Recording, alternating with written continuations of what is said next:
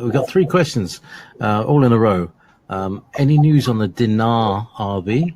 Anything on the currency reset? And will we go back to the gold-backed dollar? And if so, when?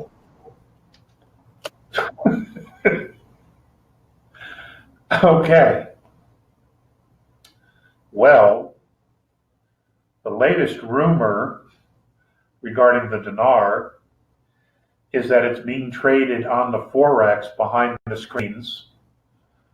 The latest rumor is that it's going to be released or go live somewhere around $4.85 to $7.71. Now, at the time we invaded Iraq, when Hussein was its tyrant, the Iraqi dinar was $3.49 US. One dinar was worth $3.49 US. A lot of people don't know that. Saddam Hussein was going to go to a gold standard with the dinar. Libya, Muammar Gaddafi was going to do the same thing in Libya. And the cabal took those two guys out and completely hurt those countries and the citizens within, all to maintain power. So, yes, we're going to be going back to an asset-backed gold standard.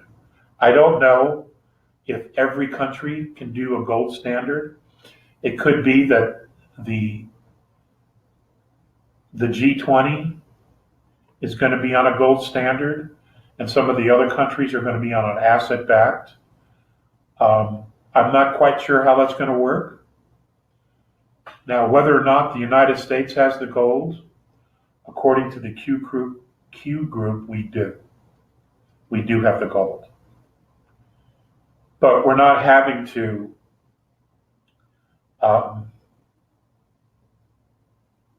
we're not going to have to back $42 trillion in debt and 160 trillion of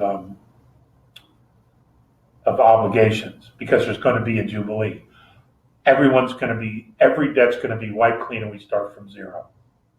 That doesn't mean benefits go away. That's not what it means. But most of us who have real common sense, when you hold silver, you hold gold, or you have something of real value in diamonds, jewelry, we think that's an asset, okay? Because it is, it's real. The banks, however, specifically the central banks, they looked at all this debt as an asset. Okay? So wrap your head around that.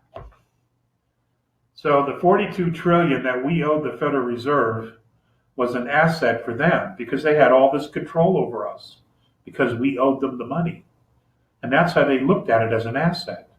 We looked at it as a burden, as something completely unsustainable and smothering this incredible country. Well, fortunately, the White Hat saw it that way as well. And that's all going to be fixed, because you have to get rid of the old system completely. It was an abomination.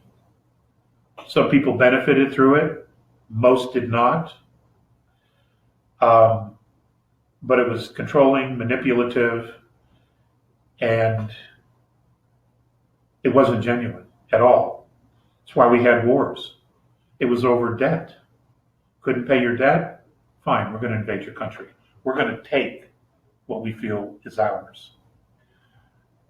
And if you don't think bankers were behind all these wars, you need to study history.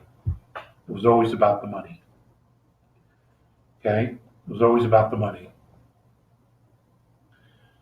So, and I think the last question was, when will the reset happen? Like I told you earlier, I thought it would have happened already. But I know that they're working on it.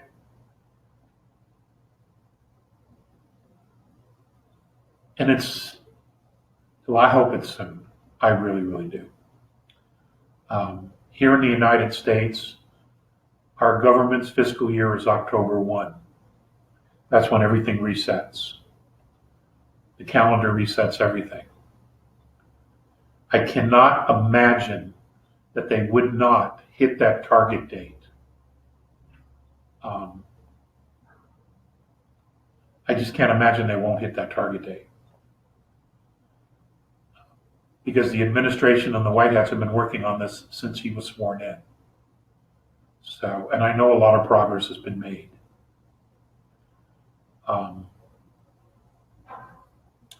There are a lot of agreements with China, Russia, Europe that have nothing to do with trade. There's a lot going on. And I want you to know everyone's on the same page. They really are. They're all on the same page here.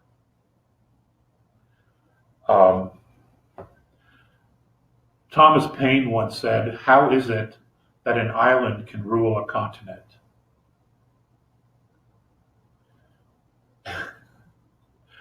How is it that one bank can rule the world and everyone on it? Right?